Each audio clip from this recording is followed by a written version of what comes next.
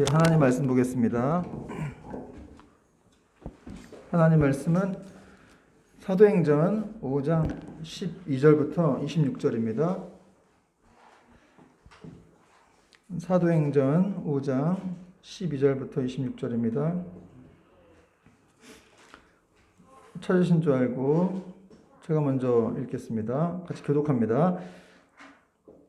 사도들의 손을 통하여 민간에 표적과 기사가 많이 일어나매 믿는 사람이 다 마음을 같이하여 솔로몬 행각에 모이고 상종하는 사람이 없으나 백성이 칭송하더라. 믿고 주께로 나오는 자가 더 많으니 남녀의 큰 무리더라. 심지어 병든 사람을 밀고 거리에 나가 침대와 요 위에 누이고 베드로가 떠날 때 혹 그의 그림자라도 누구에게 덮일까 보라고. 예루살렘 부근에 수많은 사람들도 모여 병든 사람과 더러운 귀신에게 괴로움 받는 사람들을 데리고 와서 다 나음을 얻으니라. 대신과 그와 함께 있는 사람 즉 사두교인의 당파가 다 마음의 시기가 가득하여 일어나서 사도들을 잡아다가 옥에 가두었더니 주의 사자가 밤에 옥문을 열고 끌어내어 이르되 가서 성전에 서서 이 생명의 말씀을 다 백성에게 말하라 하매 이를 듣고 새벽에 성전에 들어가서 가르치더라. 대장과 그와 함께 있는 사람들이 와서 공예와 이스라엘 족속의 원로들을 다 모으고 사람을 옥에 보내어 사도들을 잡아오려 하니 부하들이 가서 옥에서 사도들을 보지 못하고 돌아와 이르되 우리가 보니 든든하게 잠기고 지키는 사람들이 문에 서 있을 때 문을 열고 본즉 그 안에는 한 사람도 없더니 성전 맡은 자와 제사장들이 이 말을 듣고 의혹하여 이 일이 어찌 될까 하더니 사람이 와서 알리되 부서서 옥에 가두었던 사람들이 성전에 서서 백성을 가르치더이다 하니. 같이 읽겠습니다. 성전 맡은 자가 부하들과 같이 가서 그들을 잡아왔으나 강제로 못함은 백성들이 돌로 칠까 두려워함이었더라. 아멘. 오늘도 우리 다음 교회 예배 함께 하신 여러분들을 환영하고 축복합니다. 우리 옆 사람에게 이 눈빛으로나마 우리 같이 인사하겠습니다. 사랑합니다. 환영합니다. 축복합니다. 오늘 말씀의 제목은 이 생명의 말씀을 다 백성에게 말하라 하매, 이 생명의 말씀을 다 백성에게 말하라 하매 라는 제목으로 말씀을 증거하겠습니다. 계속해서 우리는 사도행전을 살펴보고 있는데요. 지난주에는 이 성령 충만한 초대교회에 아주 불미스러운 사건이 일어난 것을 보았습니다. 어떤 일이었습니까? 아나니아와 삽비라라는 부부가 성령님을 속이고 땅값 얼마를 감추자 그들은 하나님의 심판을 받아서 이렇게 죽게 되었습니다. 이렇게 어떻게 헌금 내다가 죽을 수가 있냐 이런 이제 생각을 할 수가 있는데 어쨌든 여러분 사람을 속인 것이 아니라 하나님을 속인 것이기 때문에 이제 좀 시범적인 케이스로 그런 일을 당한 겁니다. 계속해서 사도행전에 그런 일이 일어났으면 교회 못하겠죠. 그런 일은 그때뿐이었습니다. 어쨌든 하나님께서 이렇게 초반에 기선을 딱 제압하시면서 이제 경건한 교회, 하나님의 교회가 어떤 곳인지를 이제 보여주셨던 겁니다. 그래서 사람들이 그 사건을 보고 온 교회와 모든 사람들이 크게 이렇게 두려워했다. 이런 구절이 나와 있습니다. 근데 그 두려움은 이제 어떤 뭔가 이렇게 무서워하고 이런 게 아니라 경건한 두려움이죠. 여러분, 우리 인간에게는 안 믿는 사람들에게도 이 종교적인 본능이 있기 때문에 하나님에 대한 그런 경외감이 있어요. 그런데 그들은 애써 이제 굳이 인정하려고 하지 않죠. 어쨌든 조금 믿는 사람이라고 한다면 이렇게 하나님 정말 살아계시는구나. 정말 두려운 분이시구나. 이렇게 생각을 했다는 겁니다. 그래서 이 사건으로 그래서 한참 성장 일로에 있던 이 예루살렘 초대교회가 이제 심각한 위기로 몰아져 갈 수도 있는 상황이었지만 그럼에도 불구하고 이 하나님의 복음 전파가 위축되거나 중단되지 않습니다. 마귀가 교회를 전멸시키려고 두 번째 시련을 줬지만 오히려 사도들은 더 열심히 복음을 전했고 하나님의 역사는 더욱 강력해졌습니다. 이것은 순결함과 거룩함을 유지해서 하나님의 뜻에 부합된 진실된 교회가 하나님의 은혜와 축복을 받아가면서 이 성령의 권능을 발휘할 수 있다는 그런 교훈을 또 주고 있습니다. 그럼 먼저 오늘 12절부터 14절까지 한번 읽어보겠는데요. 제가 읽어볼게요. 12절. 사도들의 손을 통하여 민간의 표적과 기사가 많이 일어나매 믿는 사람이 다 마음을 같이하여 솔로몬 행각에 모이고 그 나머지는 감히 그들과 상종하는 사람이 없으나 백성이 칭송하더라. 믿고 주께로 나오는 자가 더 많으니 남녀의 큰 무리더라. 교회 안에 큰 사건이 있었지만 하나님의 복음이 중단되지 않았습니다. 사도들이 행한 기적들을 통해서 하나님의 임재와 능력이 드러났어요. 그러니까 사도들이 행한 기적들은 하나님이 역사하신다는 증거였습니다. 그래서 온 교회는 서로 한 마음과 한 뜻이 되었고 또 연합하였고 이렇게 부흥을 하게 되었습니다. 근데 그랬더니 어떤 사람들은 이렇게 또 상종하지 않는, 교인들과 상종하지 않는 사람들도 있었어요. 3절에 보니까 그 나머지는 감히 그들과 상종하는 사람이 없으나, 이게 뭐 서로 이제 교제를 하지 않았다는 뜻인데 왜 그랬는지는 뭐 정확히 알 수 없으나 유대인들이 두려워서 그랬을 수도 있고 아니면 아나니아 삽비라 사건 때문에 그랬을 수도 있고, 어쨌든 이렇게 여러분 복음이 전파되고 기적이 일어나는 순간 두 갈래의 부류가 생기죠. 더 하나님께 끌려가는 사람들이 있고 더 하나님을 적대시하는 사람들이 있습니다.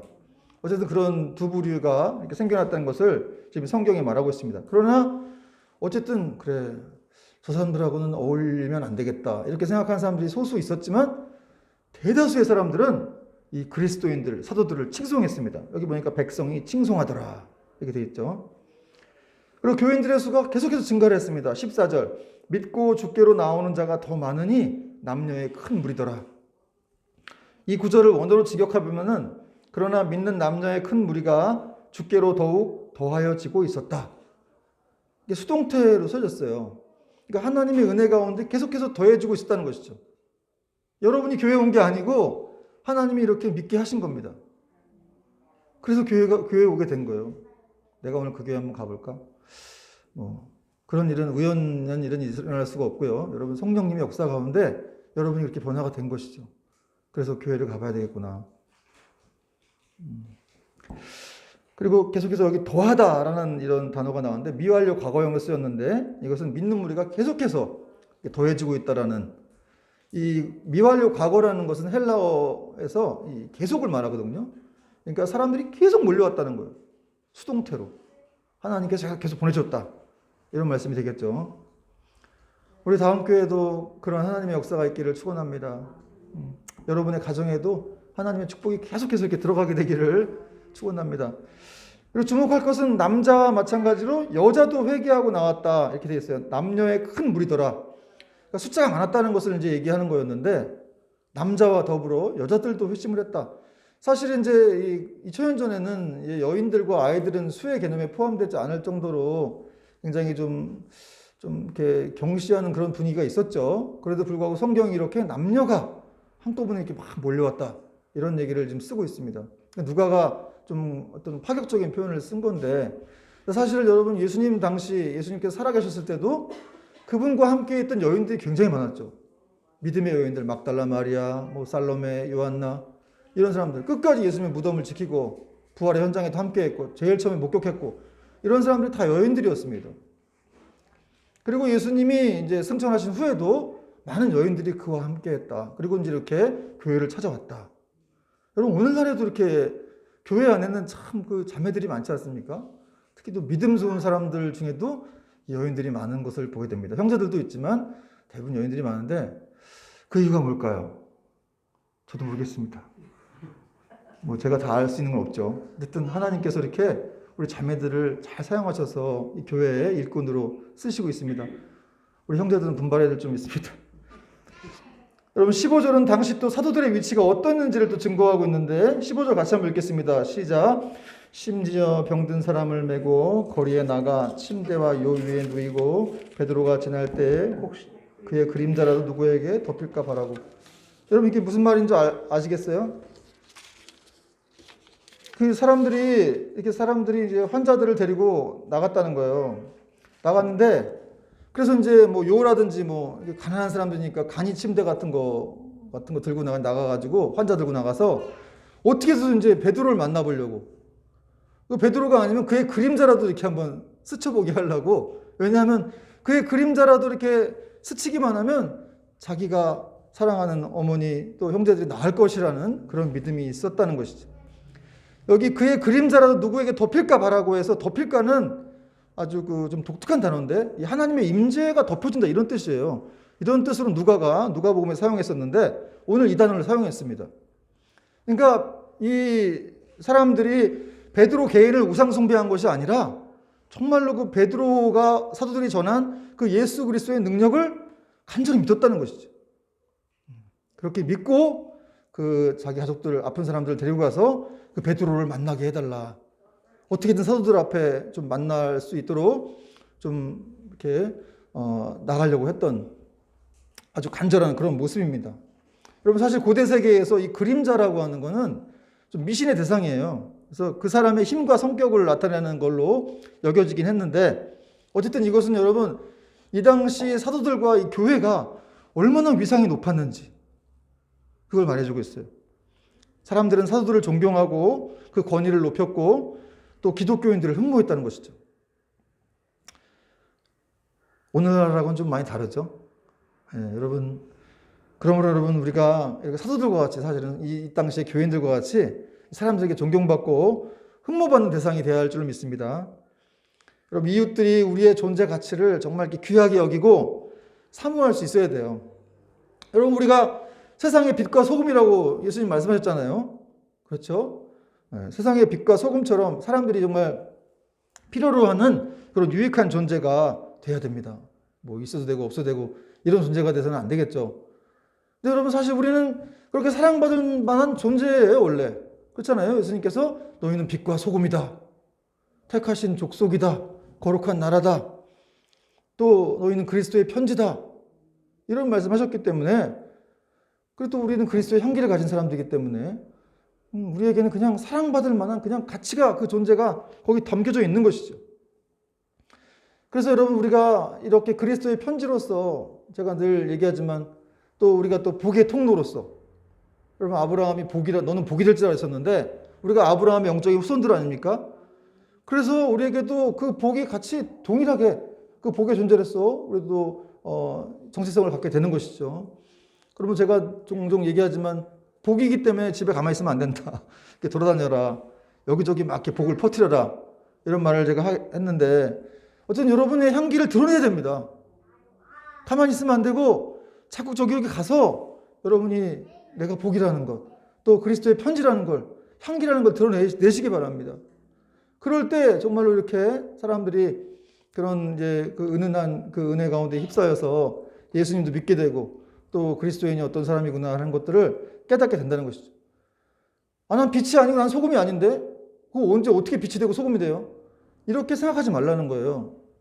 이미 그거라니까요. 이미 나는 빛이고 소금이다. 이렇게 성경은 말씀하고 있습니다. 성경이 말하는 게 진짜죠. 세상 사람들이 말하는 게 진짜예요. 내가 너를 잘 아는데 너는 그런 인간이 못 돼. 너는 어떤 인간이야? 그건 여러분 세상 사람들이 그냥 판단인 거예요. 여러분이 일부분만 보고 얘기를 하는 것이죠. 여러분, 성경은 그렇게 말씀하고 있지 않고 하나님이 그렇게 말씀하실 것 같아요? 생각을 해보세요. 그렇게 계속 나는 못난 사람이구나, 나는 정말 이렇게 있어서는 안 될 사람이, 이렇게 생각하는 것은 마귀가 주는 속임수라는 것이죠. 여러분, 그러므로 우리는 우리의 그림자라도 자꾸 덮일 수 있도록 해야 돼요. 사람들이 여러분의 그림자를 좋아할 수 있도록, 그림자라도 싫어하게 만들면 안 되고 우리 그림자라도 좋아할 수 있도록 그렇게 자꾸 편지로서 다녀야 되고 향기를 품어내야 되고 그런 일들을 우리가 해야 한다는 사실입니다. 여러분, 생각보다 C.S. 루이스는 그런 말을 했는데, 이 사랑이라고 하는 건 어떤 감정이 아니라 의지라고 그랬어요. 의지. 저 사람을 내가 정말 이렇게 사랑한다고 생각하고 행동하면 그렇게 사랑하는 마음이 생긴다는 것이죠. 그러나 그렇게 생각하지 않으면 안 생깁니다. 우리는 여러분, 이 타락한 본성을 가진 사람들이기 때문에 어떻게 보면 그게 쉽지 않아요. 목사인 저도 누군가를 이렇게 열심히 사랑하는 건 쉽지 않습니다.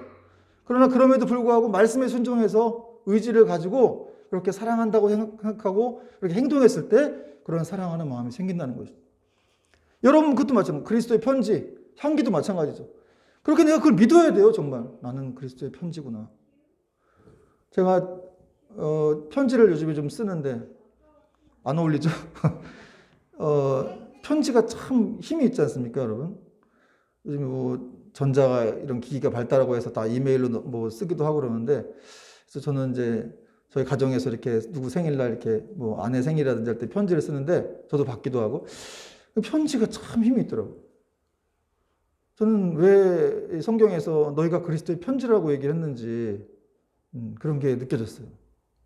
정말 그 편지라고 하는 것이 얼마나 큰 힘이 되고 또 소망이 되는지. 여러분이 그런 사람들이라는 것이죠. 그걸 잊으면 안 되고 마귀가 이렇게 속인다 할지라도 거기서 붙들리면 안 됩니다.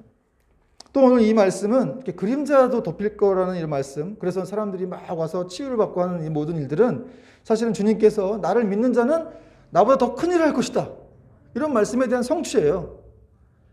그래서 이 베드로와 사도들을 통해서 예수님 당시에는 예수님은 사실 뭐 제자들을 만든 사람들이 1000명 이하가 되는데 이 사도와 베드로 이 사도들 많은 사도들은 뭐 설교 한 번에 3000명이 회심하기도 하고 5000명이 회심하기도 하고 그 남자들만 그렇게 따진 숫자였죠.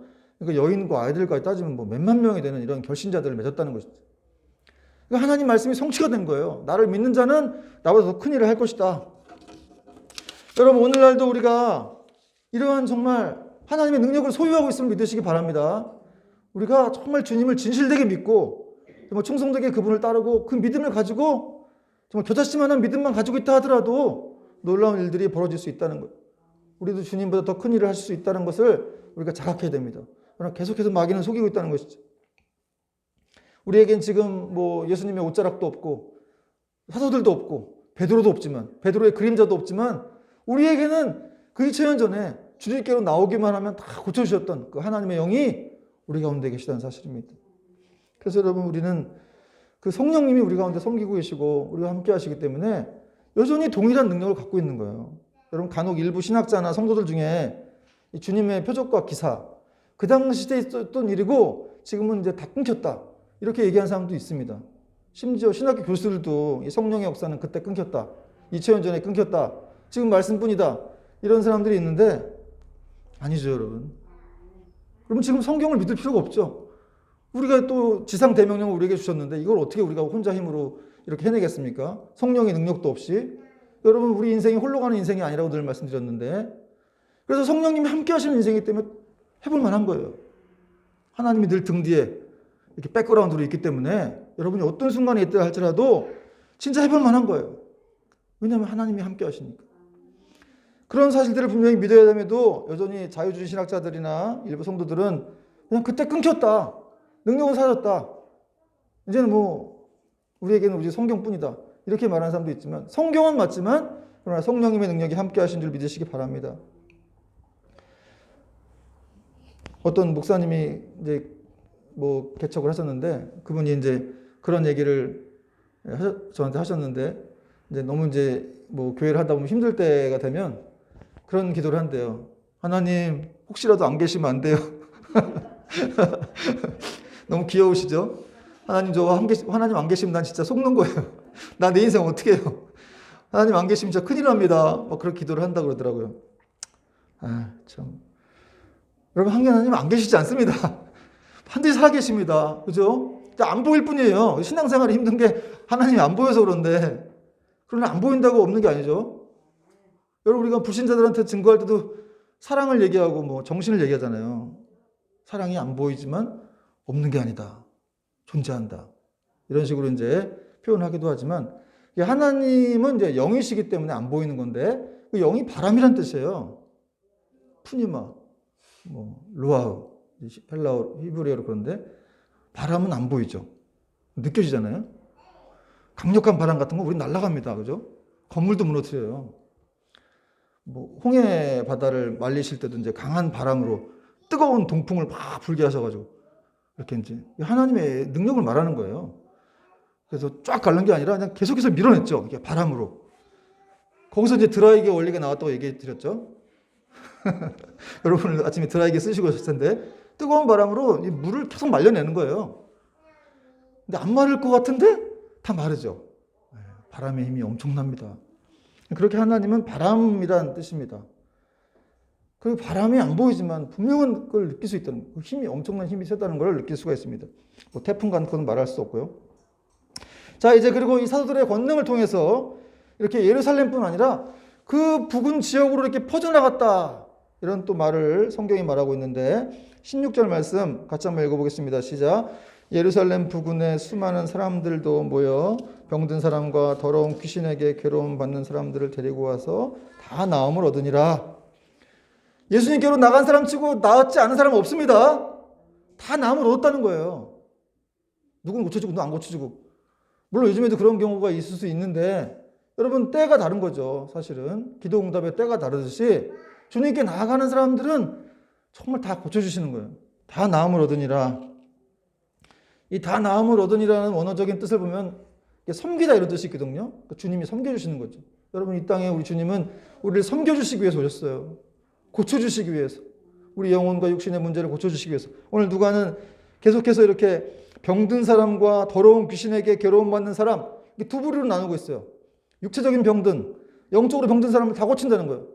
그렇게 주님의 영은 그런 일을 하신다는 거죠. 그런 능력을 가지신 분이라는 것을 누가가 지금 강조하고 있습니다. 다 나와서 고침받았다. 그런데 그 능력을 사도들에게 이제 이렇게 그 능력을 부여해서 사도들을 통해서 이렇게 예루살렘 부근에 있는 많은 사람들이 찾아오게 된 것이죠. 예루살렘을 벗어났다는 거예요. 여러분 이것은 사도행전 1장 8절에서 말씀하신 유대와 사마리아와 땅끝까지 이르러 전파리라고 말씀하신 그 말씀에 어떤 성취가 이루어지고 있는 그런 일부적인 내용이라는 것을 볼 수가 있습니다. 결국 이렇게 치유의 행위라고 하는 것, 하나님이 이런 것을 통해서 분명히 그들에게 하늘의 소망을 심어주는 것이죠. 어떤 경우에 이렇게 치유만 있는 것이 아니라 그 치유를 통한 복음이 증거되는 거예요. 하나님이 나를 치유하셨구나. 그런 일들을 알게 되는 것이죠. 이렇게 하나님께서는 성령 충만한 사도들을 통해서 확고한 리더십을 확립해 가셨습니다. 그들을 통해서 죄를 벌하셨고 또 그 후에는 능력이 드러나게 하셔가지고 교회가 계속 성장할 수 있도록 하나님께서 은혜를 주셨습니다. 덕분에 사도들은 계속해서 이렇게 높임을 받았고 또 사람들은 그들을 사랑했습니다. 여러분 우리가 사랑받는 거 또 우리가 이렇게 권위를 세워지게 어떤 권위가 있게 되는 것은 사실은 하나님이 높여주시는 거예요. 우리가 스스로 높이려고 하는 게 아니라 여러분 직장에서도 마찬가지예요. 스스로 높아지려고 하면 망하죠. 그러나 하나님께서 우리를 높여주시는 거예요. 어떤 위치에 갖다 놓기도 하시고 또 어떤 교회를 하게 하시기도 하고 누군가를 만나게 하시기도 하고 다 모든 것을 하나님이 하시는 줄 믿으시기 바랍니다. 그러나 여러분 교회가 이렇게 성장하는데 마귀가 가만히 있겠습니까? 마귀가 가만히 있지 않죠. 그래서 제사장들이 화가 났어요. 막 시기가 가득했다 이런 표현을 쓰고 있는데 17절과 18절 말씀 같이 한번 읽어보겠습니다. 시작. 대제사장과 그와 함께 있는 사람 즉 사두개인의 당파가 다 마음에 시기가 가득하여 일어나서 사도들을 잡아다가 옥에 가두었더니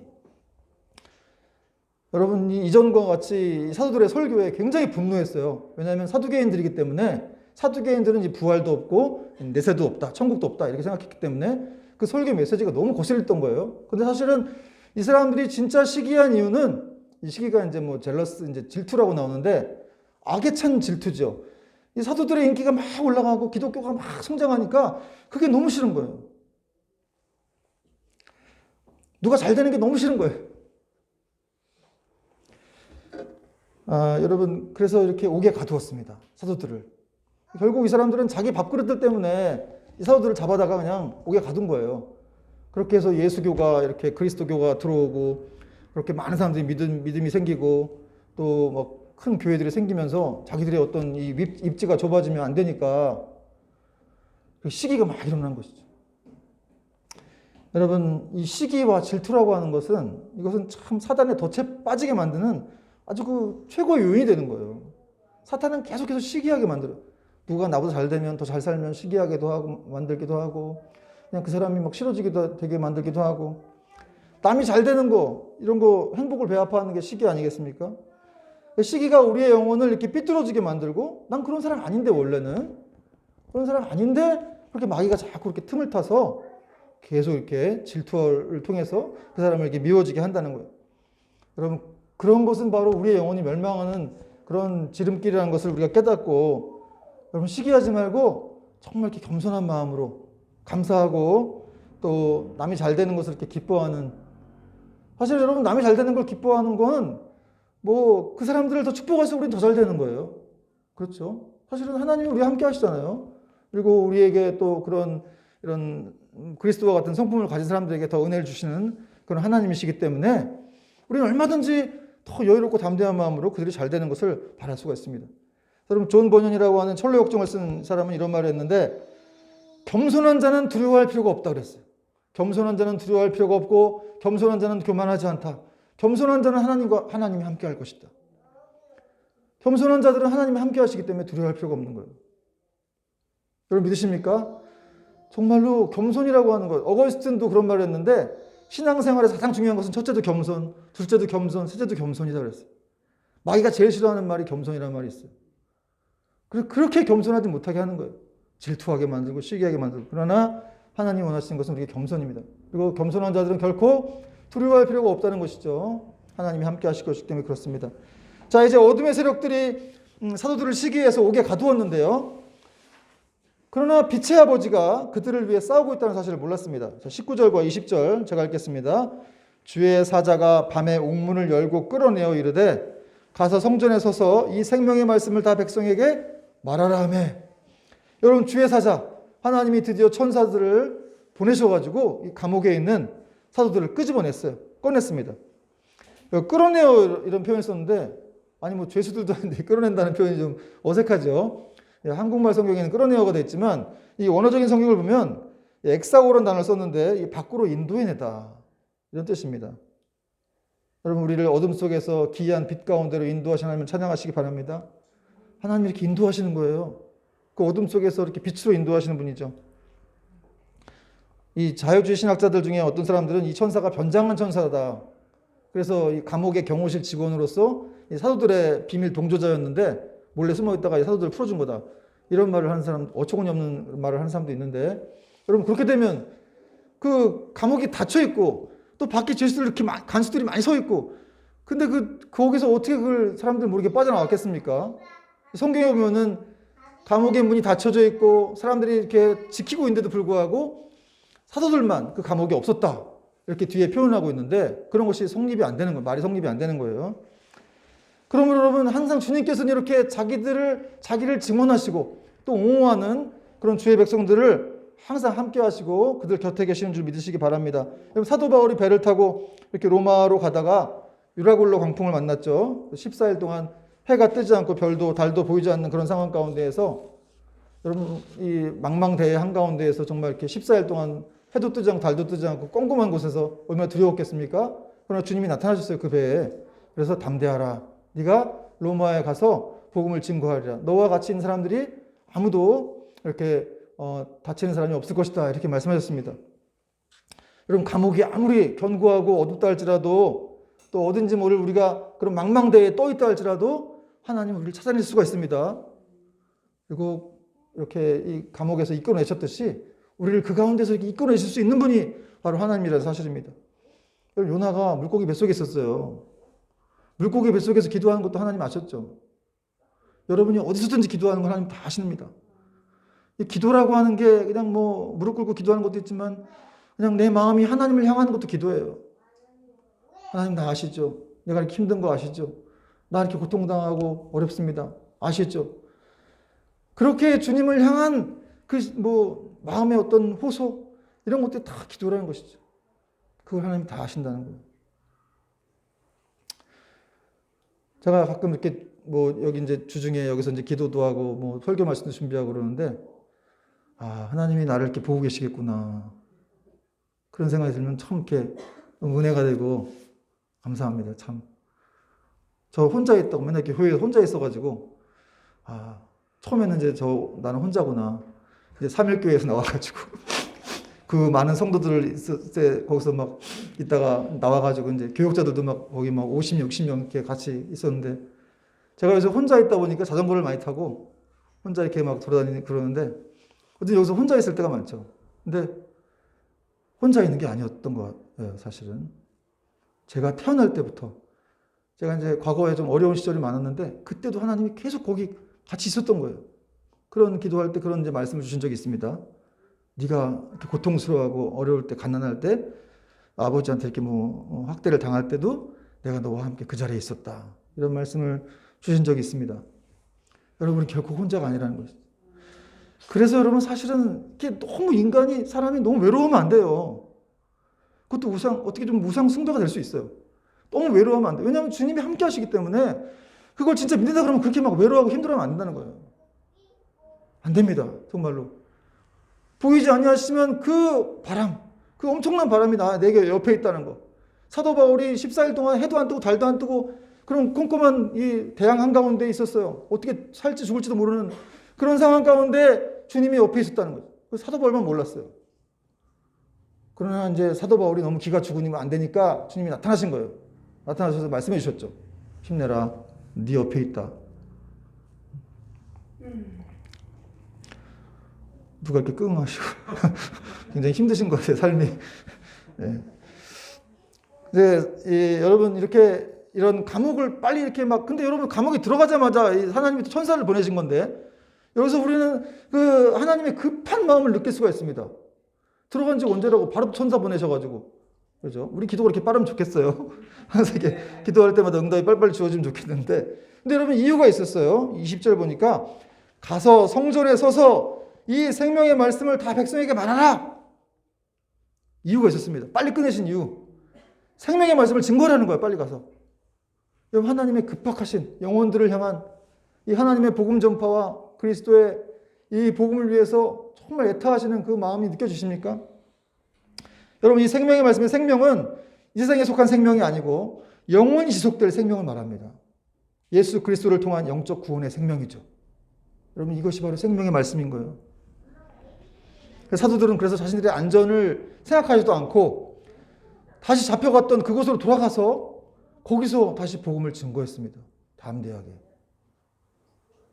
여러분 보통 뭐 감옥을 나갈 수도 있고 탈옥할 수도 있는데 보통 탈옥하면 그 자리로 안 돌아가잖아요.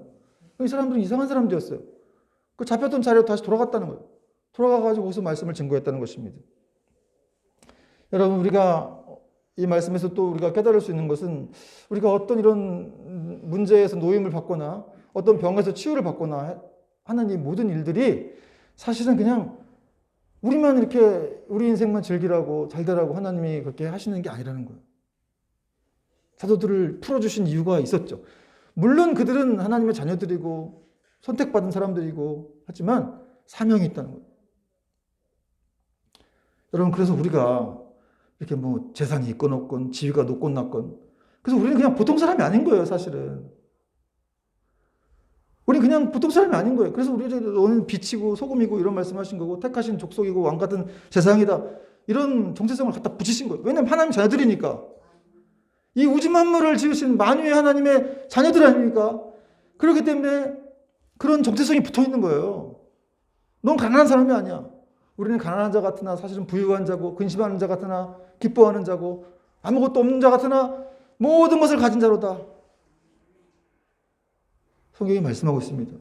여러분 사도 바울이 이것은 성령의 감동으로 통해서 그가 이제 성경을 쓰면서 기록을 하게 된 것이죠. 하나님의 마음이라는 거예요. 하나님의 뜻이라는 것이죠. 어떤 말씀을 증거해야 되는가? 그렇다면 사도들은 자기들이 위로를 받은 그 말씀을 증거했겠죠. 그렇죠. 그리고 세상에서 결코 패하지 못할, 황폐케 하지 못할 그런 하늘의 생명, 그런 정말 하늘의 안식을 강조하는 그런 말씀을 증거하라고 천사들은 이렇게 명령을 내렸던 것입니다. 왜? 이 복음이라고 하는 것은 생과 사의 문제 아닙니까? 들어도 되고 안 들어도 되는 그런 문제가 아니라 반드시 누구나 다 사람이라면 다 들어야 되는 그런 말씀이기 때문에 그렇죠.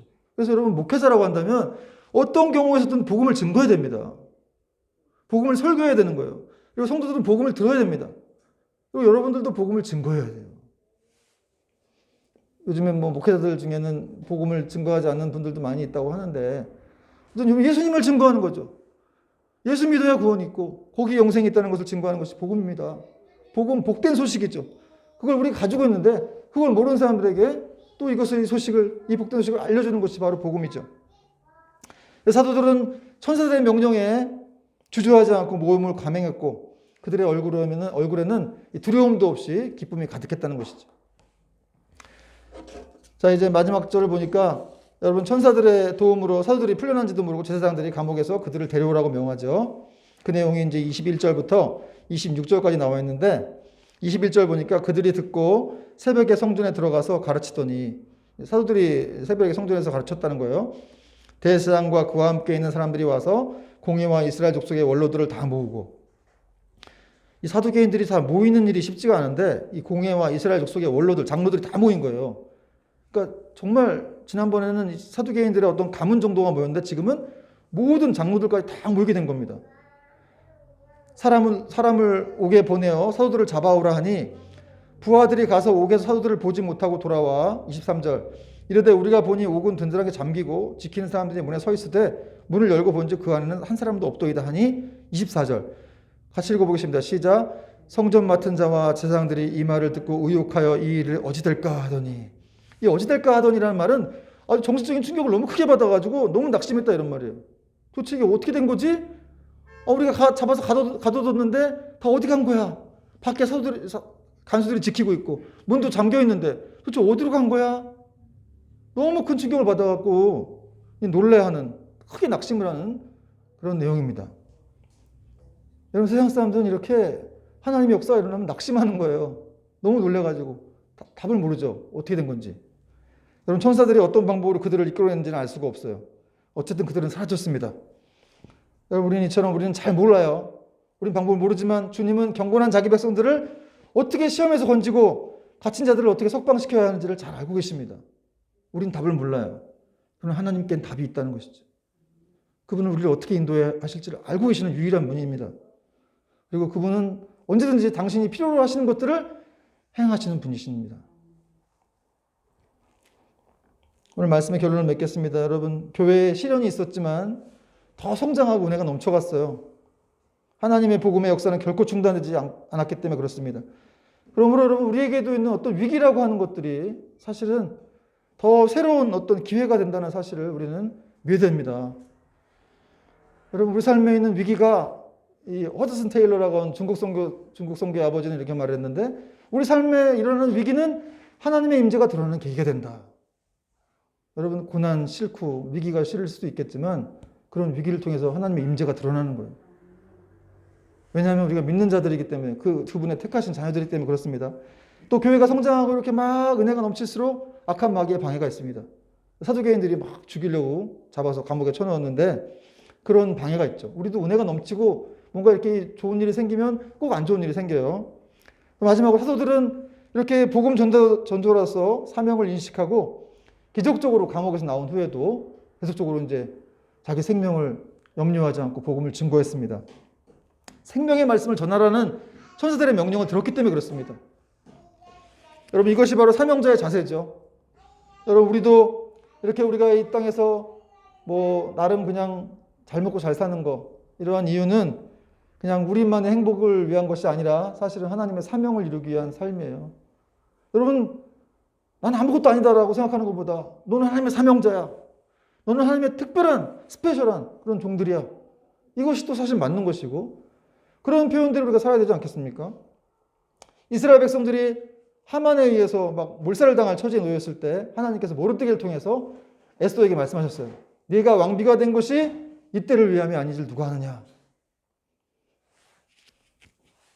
그리고 에스더가 죽으면 죽으리다 하고 3일 동안 기도하고 그 민족을 구했죠. 여러분, 우리가 정말 사명자로 붙들리게 되면 어떤 일이 벌어질지 모르는 거예요. 어떤 일이 벌어질지 모릅니다. 여러분 한 사람을 통해서 한 나라가 회복되기도 하고 한 가정이 회복되기도 하고, 결코 우리 한 사람의 가능성을 작게 보면 안 되는 거예요. 복음에 붙들린 한 사람, 우리 안에 성령님이 계시기 때문에 그 능력이 정말 무궁무진한 것이죠. 예수님 안에 있는 사람, 그 사람은 결코 과소평가할 수가 없습니다. 저와 여러분의 사명이 무엇입니까? 우린 주의 사명을 잘 감당하고 있나요?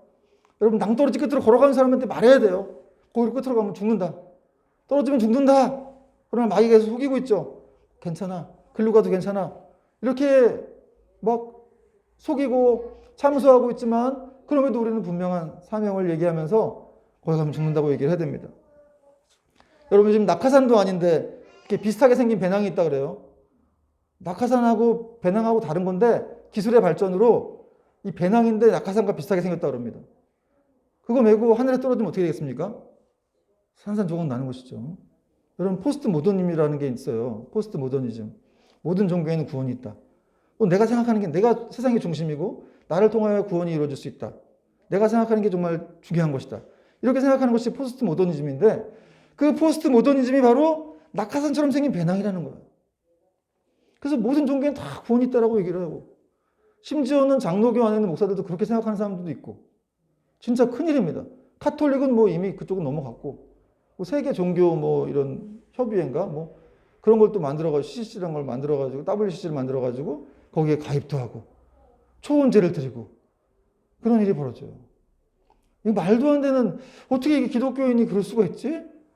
그럴 수가 있는데 정말 그런 사람들이 있다는 것이죠. 여러분, 성경은 말씀합니다. 다른 이로서는 구원받을 만한 이름을 주신 일이 없다는 거예요. 오직 우리에게는 예수 그리스도의 이름만이 생명의 구원의 이름이 되는 것이죠. 그래서 여러분, 예수님 없이는 답이 없습니다. 소망이 없습니다. 그들에겐 영원한 멸망만 있다는 것이죠. 여러분, 우리는 하나님의 사랑으로 이렇게 그분이 자기의 하나뿐인 아들을 아낌없이 주셔가지고 그 아들의 피로 우리를 살려주셨어요. 그리고 우리는 영적인 권세를 가진 하나님의 자녀가 되었습니다. 하늘 기업의 상속자가 되었고 또 하나님의 영이신 성령께서 우리 안에 함께 하심으로 영원토록 우리와 함께 하신다. 우리를 돌보시겠다. 이렇게 성경은 말씀하고 있습니다. 그래서 여러분, 사실은 우리는 너무 아주 풍족한 사람들이에요. 부유한 사람들이, 결코 망할 수가 없는 사람들입니다. 여러분, 믿으시기 바랍니다. 그래서 주님 한 분만으로 충분한 거예요. 여러분, 이것을 믿는다면 정말로 우리의 안전보다는 좀 하나님이 기뻐하시는 일을 행할 수 있는 저와 여러분 되기를 바랍니다. 그렇게 정말 하나님을 사랑하느냐? 베드로에게 말씀하셨죠. 예수님께서 네가 나를 정말 사랑하느냐? 저도 자꾸 그 본문을 많이 생각해요. 네가 정말 나를 사랑하느냐? 여러분, 대답은 여러분에게 달려 있습니다. 찬양하겠습니다.